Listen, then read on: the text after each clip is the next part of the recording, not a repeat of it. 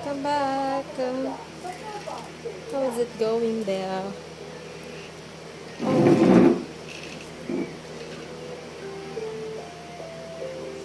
It's been a year na nagsisend ako ng application ko. Kung kinokontrol mo yun, hindi ko na problema yun. Tapos kontak-kontakin mo pa yung mga hindi ko magiging problema kung hindi ako naka-attend sa interview kasi hindi ko nare-receive yung application or yung interview schedules.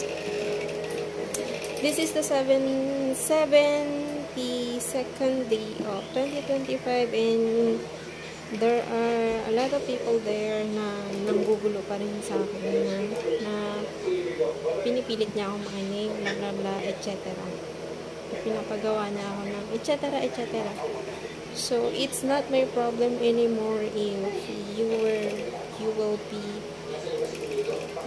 be apprehended by those authorized na no need to say na pinagkaso or whatever dahil nakakarinig ako, dahil pinipilit mo ko na gumawa ng something na against my will. So good luck, pati yung mga taga-probinsya, dinadayo kami dito. So it's not my problem. You may consult the authorities or you may report them to the authorities kung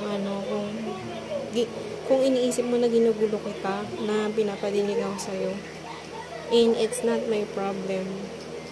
Na halimbawa na ina-accuse mo ko, I need to have the facts and the letter from